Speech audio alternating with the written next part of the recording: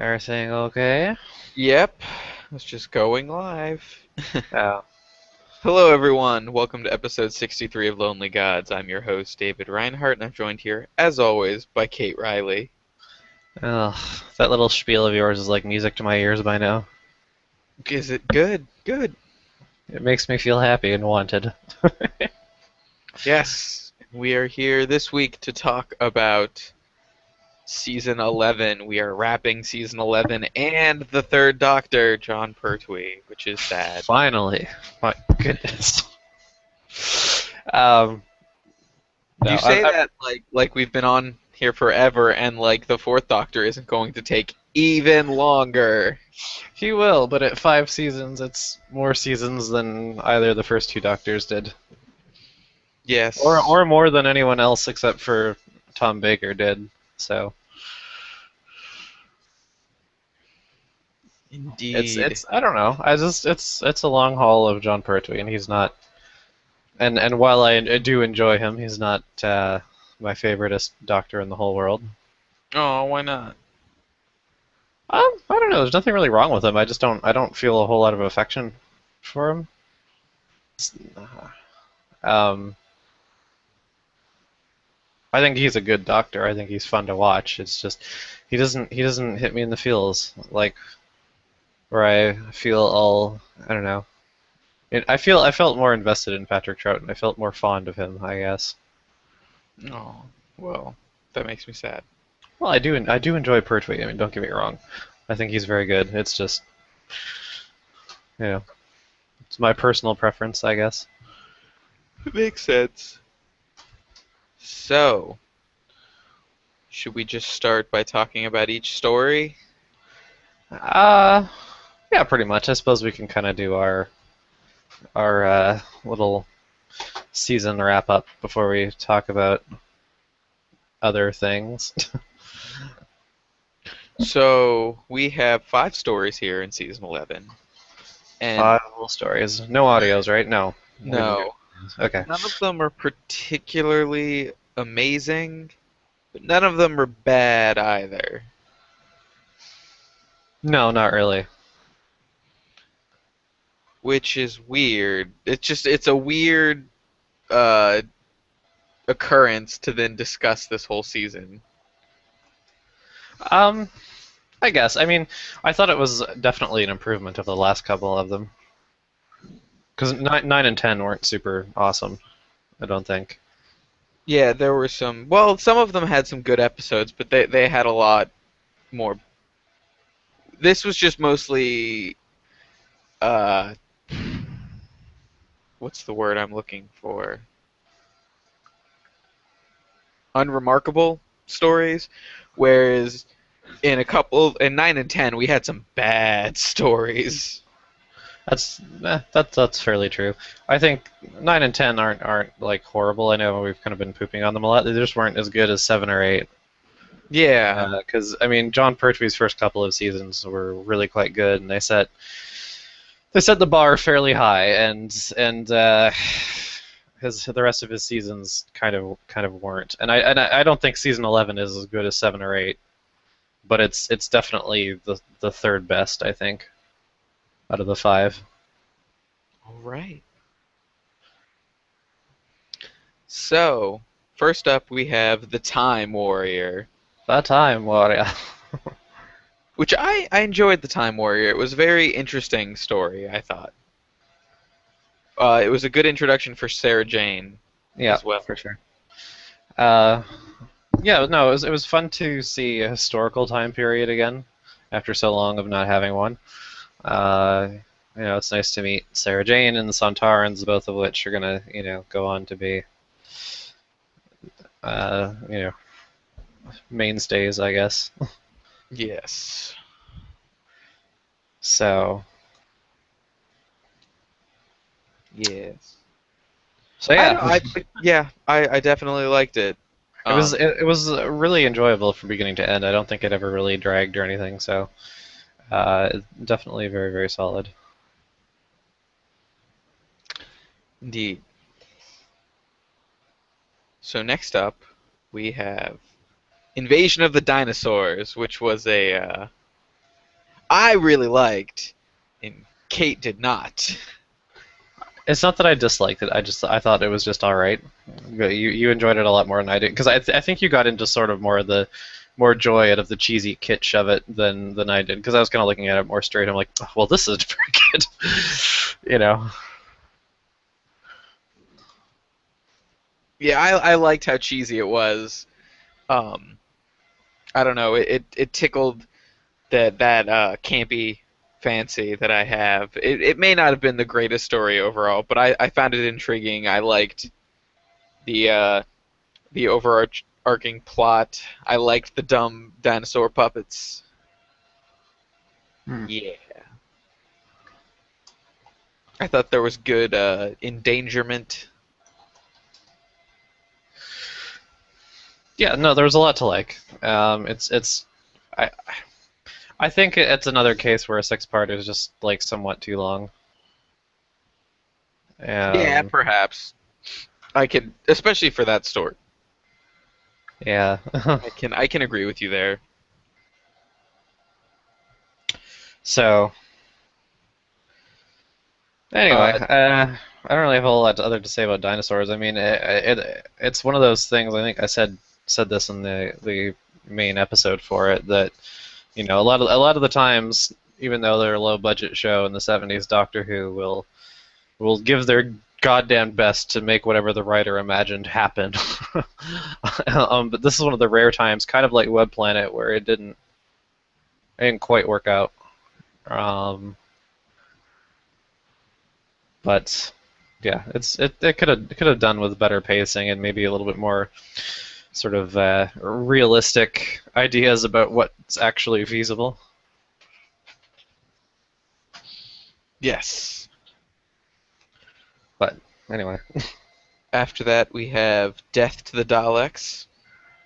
this Or, one, I don't really know how I feel about this one because I feel like the last half of it was a lot better than the first half, and I remember enjoying it. But then looking back on it, I kind of feel like, yeah, it's not one that I can see myself going back to whenever I feel like having a Doctor Who fix, you know? I get that.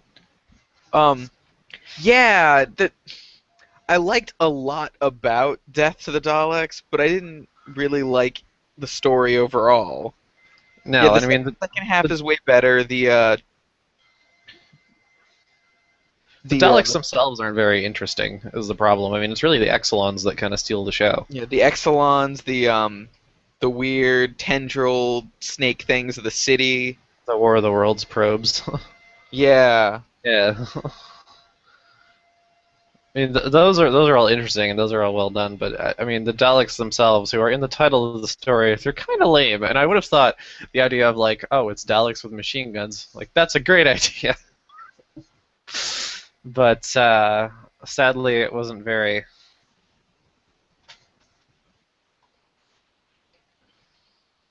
yeah. It just wasn't very great overall. It's kind of lackluster, and it's a shame because starting with Day of the Daleks, I always get so excited when there's a Dalek story coming up because they've been away for so long, and before season 9, we hadn't had a Dalek story since Evil, long, long, long ago, and I'm like, yay, the Daleks are back, and they're coming back once a season, pretty much. That's great. none of, and then none of these stories is really kind of the triumphant return that I wish it had been. They're all kind of lackluster, and the Daleks aren't terribly interesting in it. And I think Day of the Daleks is probably still the best of them, but Planet of the Daleks isn't very good, and then Death of the Daleks isn't really awesome either. So Yeah, the yeah. Daleks sure do have a lot of mediocre to bad stories. Well, it's because they're the mascots, right? So I mean, they trot them out They're the more evil often than really mascot. any other any other monster. So I don't know. Maybe their hit to miss ratio is a little bit more of the miss, but at the same time, I wonder if it's just because they have more stories to choose from. But I don't know. I just wish they had had something better. Yes, no, I totally agree. Especially because a lot of them are kind of like rehashes at this point. Yeah. Although maybe I shouldn't complain because when they try to do something different with the Daleks, it's you get things that are equally weird and strange. So I don't know. Anyway, So next up we have the Monster of Peladon. I pretty much enjoyed this one. I like Although Monster of Peladon. I enjoyed all of the Peladons, but like, In for the most part. spite of the afro eyebrow wigs. Yeah, those are not good. I don't know what that's probably the worst part of the Peladon stories, to be honest, is like the aesthetic design and the costume design, because there's usually some good politicking and like intrigue type stories going on there, but you're distracted when it looks like a badger has died on your principal actors' heads. Like I don't know what the hell they were thinking. Like it seems to be like that sort of like Star Trek fucking 60s and 70s sci-fi mentality that these people are in the future and or they're aliens, therefore they dress like morons, and it doesn't make sense. It makes no sense whatsoever. But I definitely, I mean, I enjoyed the Peloton, and I liked what they've done with the Ice Warriors, and I yeah, I just think it wasn't. It was better in some respects than the first one, and then kind of worse than others, which I guess it's a bit of a wash really between the two of the stories. Yeah, pretty much. Although that fucking weird kaleidoscope fucking seizure gun or whatever can go straight to hell. What's wrong with the seizure gun? Because it's silly and I don't even know what it does. Lame. Yeah, well.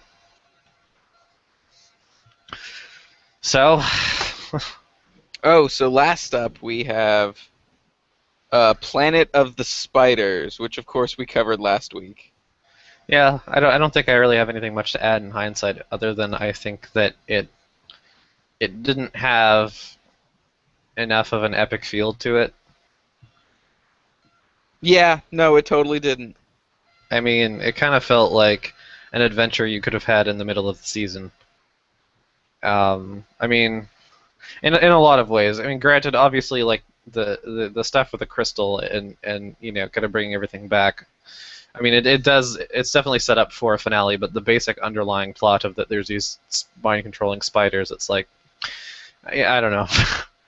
um, Mind it didn't controlling. feel special enough because like, and to be honest, neither did Tenth Planet. But War Games was a great finale. It was long, it was big, it had a lot of emotional impact. There was a ton of plot threads going on. It revealed a lot of the show's mythology that hadn't been talked about up till that point. Uh, and basically, it completely pulled the rug out from under the audience because everything in the show, from the Doctor to the companions to traveling from place to place, was gone.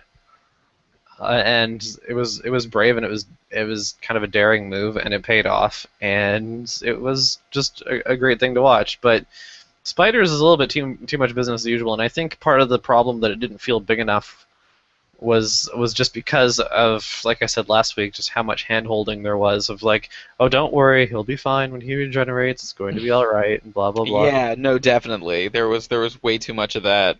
Yeah, It and was in the end, obviously it cost the Doctor a lot because he ended up regenerating, but there wasn't much cost otherwise. It was a pretty safe story because Sarah's okay and Yates is okay and the brig gets to kind of just hang out at HQ. He's okay, and everything's going to be all right. And War Games never felt like that. War Games is like things are completely fucked and we can't put it back together again. So, and I'm not saying Spiders had to be that, but it just it lacked the punch that War Games had, so it was kind of a letdown in that respect. Um, as a story unto itself, I did enjoy it most of the way through. uh, I'm still disappointed by the lack of giant spiders, Hmm. plural. But the spider puppets were unsettling and good for the era. And the story overall, while a little slow, was interesting, Mm. and it was nice to bring the whole cast into the story. Oh yeah, that's one of the things Spiders did really well for its finale element is that all the things that you've come to expect from Jon Pertwee's Doctor and the characters that he's interacted with are all thrown into this a bit of a kitchen sink type story in that respect, Yep. which is good. I like it. I mean, it's definitely self-indulgent. It doesn't always make the most sense in the world, but because it's a Who swan the fuck song, so cares? I don't really mind. I'm totally okay with that. Faux show. So Any, anyway, that was a fairly quick season to recap, I suppose. But well, even though we enjoyed some of the episodes, like I said, overall it's just kind of an unremarkable season. And any deeper we go into talking about each episode, my opinions really haven't changed in hindsight. no, I don't So I don't think so either. I But I, I don't want to just rehash the or last 5 episodes we recorded. You know? no, well, neither do I. I do have a few things I wanted to sort of talk about that are a little bit more sort Excellent. of season wide. Uh, but I the season overall, like it's not terribly impressive, and but I also think that it does have an advantage over 9 and 11 or 9 and 10 because season 11 I felt like they I don't know what it is. Maybe it's the fact that everyone who was working on the show kind of saw the light at the end of the tunnel, and they kind of I don't know perked up a bit. But season 11 feels to me a lot more energetic and more enthusiastic than the last couple have been. Like there's more of a drive to it. Definitely. Um, and again, maybe that's because the producer, script editor, the star are all leaving. Maybe that's because they're just like shit. Let's get Maybe it it's not together. But because of that. Maybe it's because they want to go off on a high note. yeah, for sure. I'm glad that they did go out on a high note. I mean, despite what I said about Spiders earlier, like it is a finale. They did go to the effort to make this entire season, for that matter, pretty much feel like a finale. Um, I mean, the effort for that is clear. I mean, and you can contrast that to William Hartnell's send off, which came in the middle of a season, in the middle of a not very good Cyberman story, and with not very much fanfare. You know, Yeah. Yeah. they did at least try to make this be an event,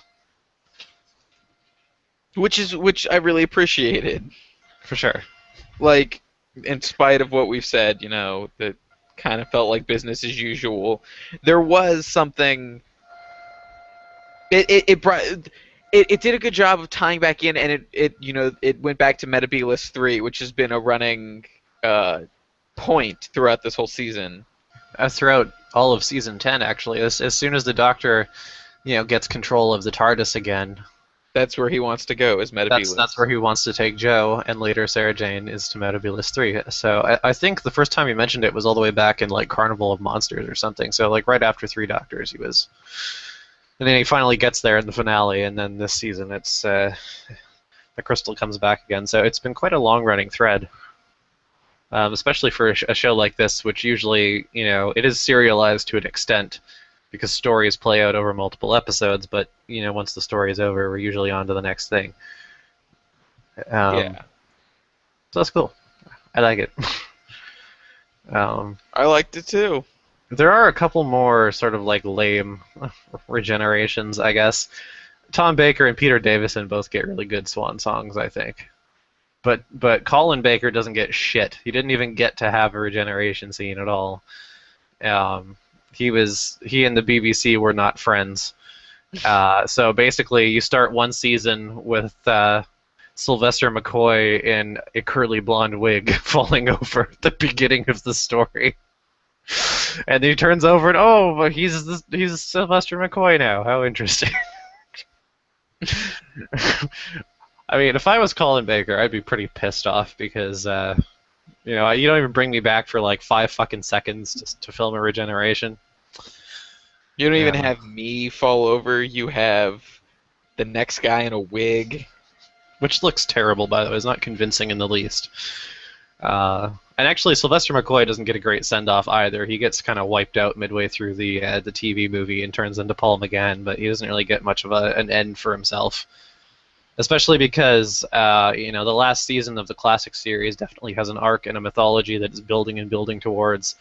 And then we have the finale, and the show is canceled, and it comes back in the TV movie, and pretty much nothing that the show had been moving towards is brought up. I mean, clearly a lot of time has passed. Ace isn't his companion anymore, and so on and so on and so on. So, which is lovely because now we have zillions of Big Finish audios in between, but it's still not a great ending, I guess. Nope. All the new series ones have been pretty good, I think, or at least the ones that I've seen. Which is to say, Night of the Doctor and Parting of the Ways. So. Yeah, well, maybe if you'd watched more, you'd have seen more. Maybe I will. Arse bucket. So this season, obviously, is the introduction of Sarah Jane, who's companion character in the Whoniverse, because she starts here, and then she tried to have. So there's a pilot for a Sarah Jane series in the early '80s that never went anywhere, and then there's the. Wait, really? So. Yeah. Then there's the Big Finish audios. Then she comes back with David Tennant, and then she has her own show. So, she's had quite a long run. So what do you think of Sarah Jane? I like Sarah Jane a lot. She's.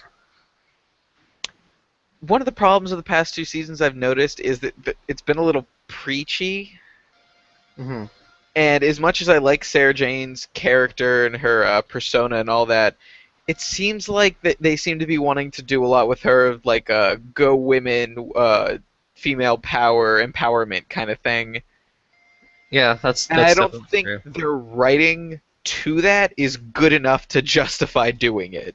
It feels pretty lame. I definitely agree with that. I think it's pretty clumsy. But I mean, the thing is that like the women's lib movement was big in Britain in the '70s.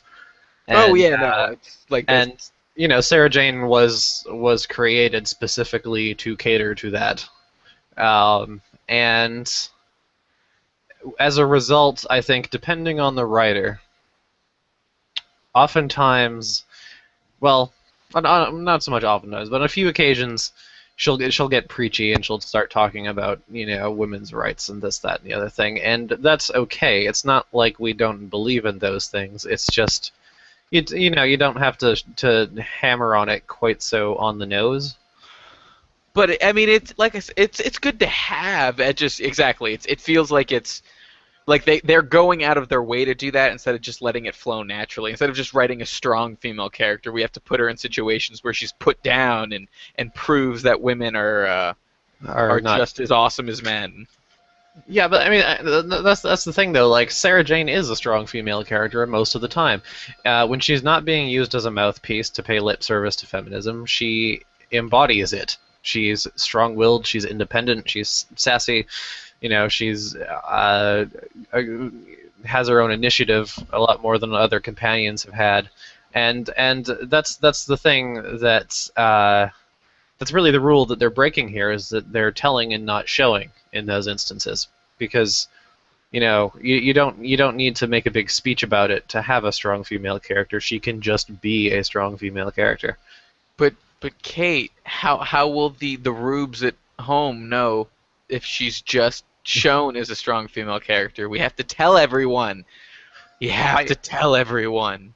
I don't even think it's that. I think it's the results of the writers honestly not knowing how to do it right. Oh no, I agree. I was making more of a joke, but I totally agree. It felt much more like this was uncharted territory for these writers, and they were just trying to do their best.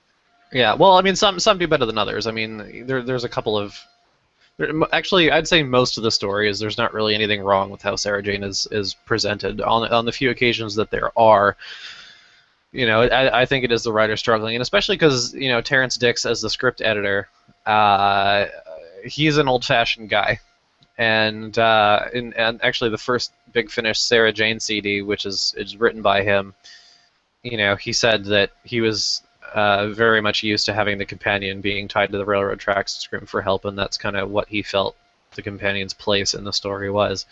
So and that he wasn't really a big fan of the feminism thing at the time. So I think it was kind of tough for him to know how to do it correctly. I think he was just overcompensating, I guess, too far the other way. Now that was the mandate.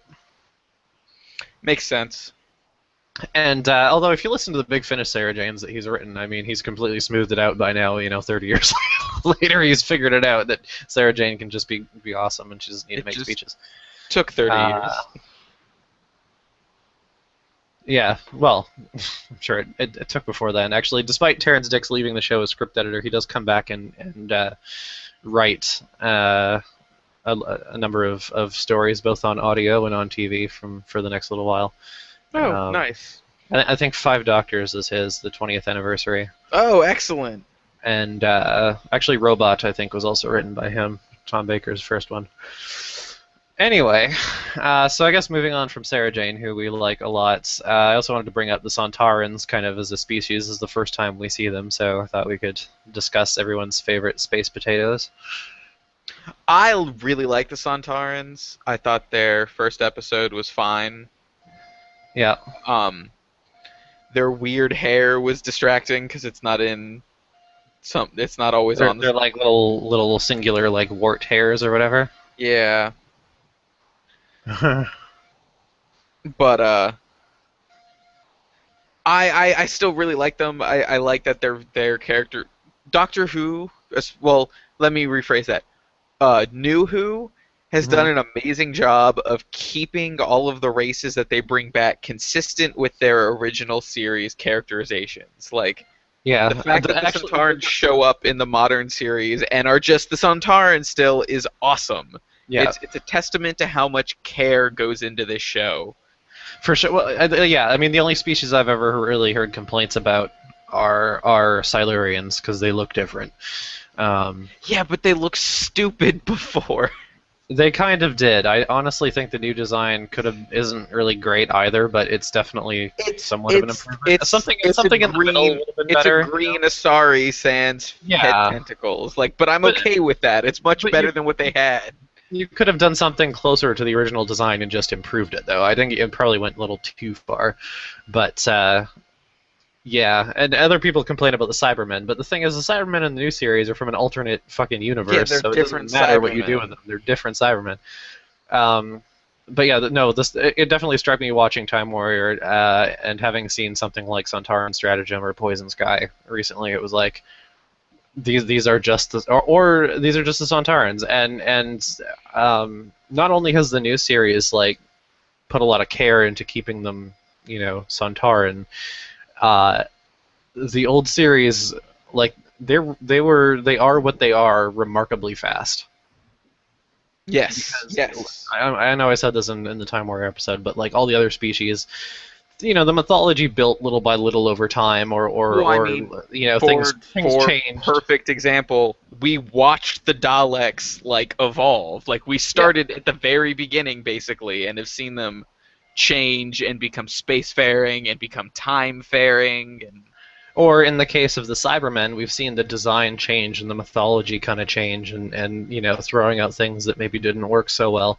But the Sontarans, when Link steps out of his fucking golf ball Epcot spaceship, he is the Sontarans that you see now.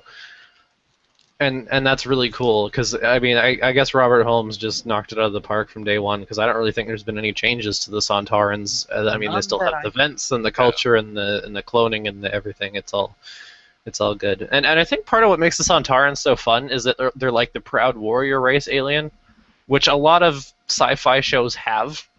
But those sci-fi shows always take it so seriously. And I mean, I guess the biggest example with is Star Trek with the Klingons, and Klingon culture is also very serious. But like, the show kind of pokes fun at how silly the Sontarans are in a way. Yeah, no, Like, constantly, they're so war bearing, like, and that's all they can think about, and it's like they usually fail because they can't see outside of their narrow view. and they also can't see arrows being shot into their vents, Yes. which was awesome. Yeah, that was really awesome.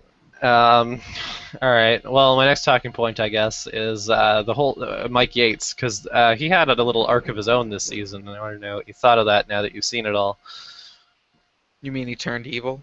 Yeah, and then sort of turned back good again. I liked it. I like Yates a lot. I wish Benton got more characterization because they're both fantastic.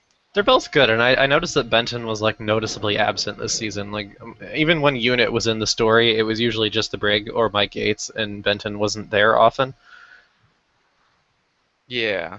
I mean, Benton had a fair amount of screen time in Dinosaurs, which was awesome because he punched out a general. Yo, yeah, that was fantastic. But other than that, like he wasn't much of a presence. But Yates really was, and I thought it was interesting that they take a sort of semi-regular character and then take them down kind of a darker road, and then pull them back towards redemption a little bit. Um, it was kind of like long-term story ideas that I was kind of surprised to see in a show this old, to be honest with you. And it was definitely done well, and especially praiseworthy is the fact that Yates's fall to the dark side isn't complete. He doesn't just turn into a mustache twirling crazy person. He's still Mike Yates, Yeah, and but and imagine if he did. but no, like the scheme that he ends up getting himself into, like it's something that, given his personality, I could believe that he might be persuaded for. And He even was then, he's trying to still do like, something I don't good want with to that. hurt people. He wasn't turning evil. He was just No, he just ended up on the wrong side, and he kind of got hoodwinked. yeah. So I really like that, and I'm kind of sad to see that Mike Yates is more or less done. Um, Story wise, I think we see him as a cameo for Five Doctors, but after that, I think it's about it. Um, so I definitely enjoyed him. Me too. I don't know if you can hear the storm that is raging outside. I can kind of hear it, although it probably sounds like there's a storm here too, because my PC is this close to overheating, and I've got a fan going in the background. And You should dust your PC, Kate. I am dusting my PC right now. Blowing a fan on it is not dusting. That's not what I'm doing. The fan's just in the room because it's hot. It's not for. You're in Canada. How hot could it be? Well, I will tell you. I'm sure this will make for fascinating audio. If you're gonna Right say it now. in Celsius, it won't make any sense to me. Alright, fine. It is I'm a 89 degrees dipshit. Fahrenheit, Okay. and I That's don't not like bad. it. It's been over That's 100. warm. It's been under over 100 this summer, and it's like, I'm not used to this at all. Oh yeah, that's normal going for me. Yeah, well, Still, you're. it's fucking terrible, but It's not I good. sympathize. My heart goes out to you, Kate. Yeah, I was pissing me off. Every time I complain about it being hot, it's like American people are like, oh, what do you know about being hot? You're in Canada. It's like, it's summer too, asshole. London is farther north than I am, for God's sake. Yeah. Anyway. Uh, what else was I going to bring up? So, Peloton stuff. We've had a sort of trilogy of Peloton tales. I like Peloton a lot, and we'll never go back there, right? We have one more, actually. Oh, sweet. Not on TV, but one of the Fifth Doctor audios is called The Bride of Peloton. So I assume that's where we go. I haven't listened to it, but I assume that it probably has something to do with Peloton. Go figure. I thought it was kind of a neat idea. I liked the idea that we would sort of visit a civilization as it developed and kind of see it grow in multiple visits, because each time we come back, we're a little further along. It's I liked. nifty. It's very nifty, and I like that we kind of ended up with some recurring characters that stuck around. Well, and they have kind of dealt with themes, and I really like what as a piece they've done with the Ice Warriors. It's really interesting stuff. Yes, because we've seen them be monstrous killing machines. We've seen them grow into a civilized society, and then we've seen that slowly destroy itself because of fanatics within their culture. Yeah, and the thing is that it's not always at the forefront, because I mean, you're on Peladon and the immediate problem is like, well, what's this murder, what's this monster, blah blah blah. But if you pay attention and you kind of look at the Ice Warrior story that's sort of running in the background or as a secondary thing, it's really interesting. So yeah, I'm definitely open to the idea of more stories on Peladon, or just seeing sort of another culture develop over time where we visit them, at more than one point in history. And I guess you could make the argument that we've done that with Earth, but that doesn't count. At least I don't think so. Yeah, so I guess that's about it. Do you have any sort of, I guess, thoughts about the Third Doctor himself, sort of his whole run overall? Sorry, that deep sigh there. Like, I really like Jon Pertwee, but his run overall wasn't that great. Like, it was kind of mediocre. Yeah. Okay. I mean, I assume you mean story-wise, not his performance, right? No. I mean story-wise, 100%. Yeah. Well, I thought he started out really well. I thought I liked the Master really, a lot. really good, and the Master was fun. And I like a lot of the things in the middle. I like a lot of the things that the Third Doctor era did and introduced. I like that it made UNIT, a regular part of things. I liked that it, this is the time where we went to color and things had, the budget increased and the effects got better and there were generally better pacing, generally better action, and good companions. I liked that this is the first time the Doctor has kind of had a regular group of characters who aren't companions necessarily, but he has a home. He's got a place to come back to, every few stories. The way that the new series does with like Rose's family or something, where you kind of have a home base, Yeah. And I like that. I think it's interesting, and I definitely liked that it kind of expanded the show beyond the Doctor and the companion to the Doctor, the companion, and then all these other supporting characters like the Brigadier and Benton and so on and so forth. So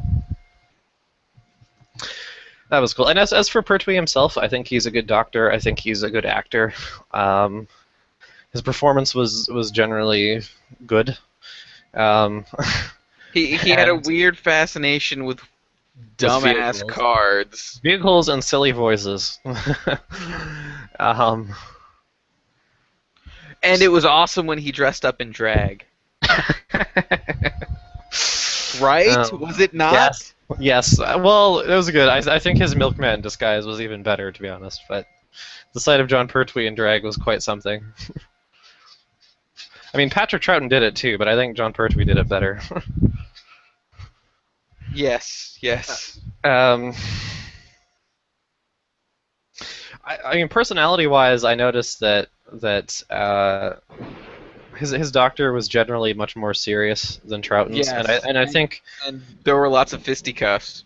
There's a lot of fisticuffs, and I think part of the reason for the Doctor being a more serious Doctor is because the seventh season was about the time they realized, hey, this isn't just kids watching this. We have a wide general audience. Let's be a little more mature. Let's be a little more adult. Not that the show wasn't really, it was immature before, but they definitely tried to play to an older audience, starting with Pertwee, I think. And I think sort of scaling back some of the more sillier bits of Troughton's Doctor was probably deliberate. And I think part of it was tailoring the part to Pertwee's personality as well. Because I mean, it's not that he didn't have a sense of humor. It was just sort of more dry and sort of witty banter type humor. Whereas Patrick Troughton was a goofball. Yeah. Um, and the other thing I noticed is that it also brought the Doctor back to something a little closer to what William Hartnell had been, where he's sort of a fatherly figure. He's an authority figure. He's very paternalistic and protective to the companions. It's not quite the way it was with the second Doctor, where he was kind of friends, on an equal level with his companions generally. Obviously, he still knew he was the smartest guy in the room and everything, but like as far as their personal relationships goes, I don't think he really set himself above them.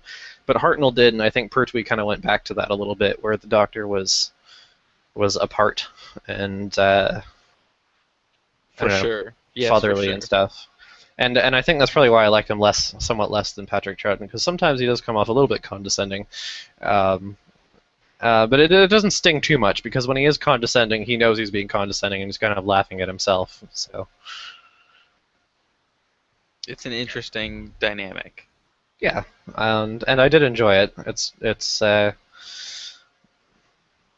definitely a flavor all of his own. I mean, it's often said that he's kind of the James Bond Doctor, and it's kind of true.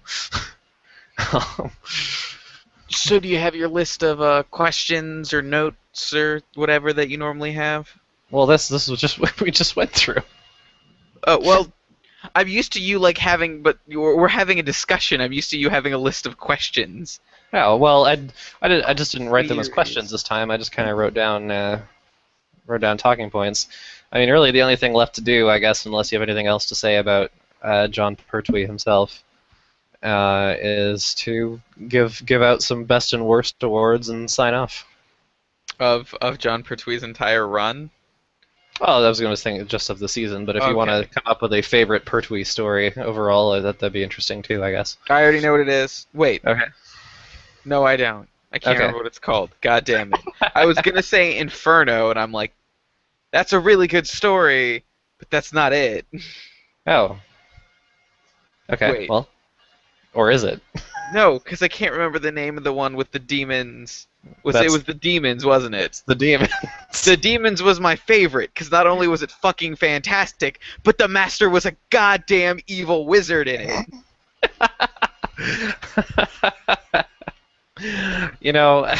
Somehow I feel like I shouldn't be surprised. No, why would you? No. Seriously. We every fucking master episode until the demons, I was like, why does he look like an evil wizard? Why isn't he doing magic? And then he was. And then he did it, and I was so happy. You can hear how overjoyed I was in that episode. Every time you mentioned that leading up to the demons, I was biting my tongue. I was like, I have no idea. Because you fucking knew. But Inferno I'm was just so happy. was a very close second, because Inferno was fucking fantastic. Yeah, actually, Inferno is definitely the crown for me, I think. It's 7 episodes, but it's so very, very, very good all the way through. Almost every episode is fantastic, and the ones that aren't fantastic are still good. I don't think I like Demons quite as much as you do, but it's still pretty good. I don't really know if I can think of a second off the top of my head Inferno. that I liked as much. Inferno. Well, no, Inferno was first place. That's silly. Oh, okay, sorry. No, I love Inferno to pieces. I could watch it all the livelong day. Well, not all day, because I'd get sick of it after a while, but... I mean, it's alternate universe, the brig with an eye patch, the world blowing up completely, crazy monster zombies. It's fantastic. It's like the ultimate science experiment gone wrong story. Yeah, I don't know. I can't really think of a second. Do you have a least favorite Pertwee story? I'm looking at the list and I'm having trouble because most of them aren't really bad. They're just all incredibly mediocre, like Claws of Axos. Oh, It would probably be Claws of Axos because while I did really like the Master's part in that and certain aspects, the story itself was really bad. yeah.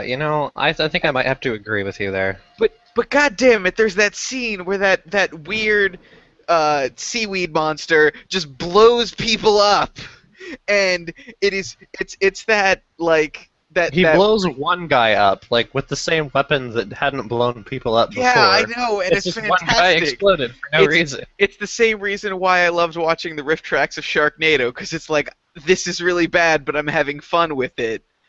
For sure. I still enjoy parts of it, but it's really fucking bad, so I think it has to go with that. Yeah, I think I'll agree with you on Claws of Axos, and if not Axos, just to be different, I'll say Colony in Space was pretty That fucking was fun. the other one I was looking at. I'm like, it's got to be one of these two. Yeah. So anyway, for season 11 itself, yeah, I guess we'll do best and worst, and then we'll get out of here. Probably should have Yeah. done it the other way around, but whatever. Well then, fuck, best, huh? Yep. Well, to start things off, I'll say I guess my best of season 11 is Time Warrior. I think. Okay, if you say, I was thinking that too. Yeah, I'm definitely gonna go Time Warrior. I'm not gonna be different because I'm not a huge fantasy fan. Like uh, the medieval ages and stuff. It's never been my cup of tea.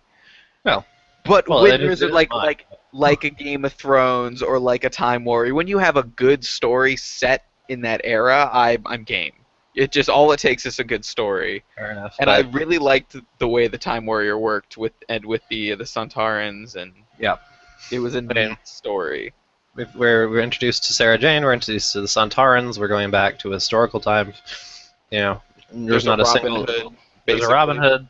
There's not a single dull episode, and it's just well paced, really satisfying stuff.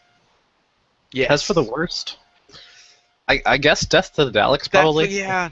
That's the Yeah. one that I feel like the least affection for. Because as bad as the puppets, I find them endearing, but as bad as everyone else thinks the puppets are in Invasion of the Dinosaurs, the story itself is actually pretty good. Well, yeah, that's the thing too. I mean, Invasion of Dinosaurs has like some pacing problems. It has some effects problems. But the story, plot I think, it's more interesting than Death to the Daleks for sure. Yeah, Death to the Daleks was just kind of.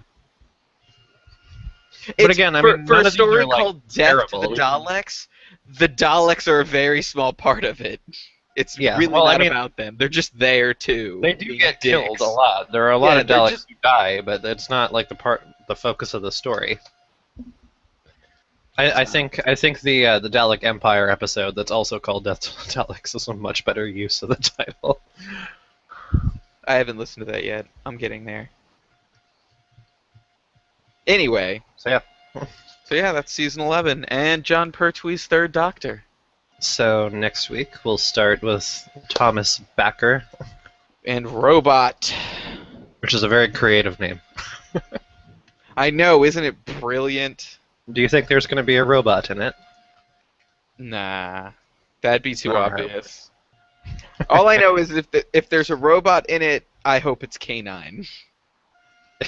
Because I know K9 gets introduced with Tom Baker, and I'm totally down with some more K9. Well, we'll see if you're disappointed next week. Okay, bye everyone. Goodbye.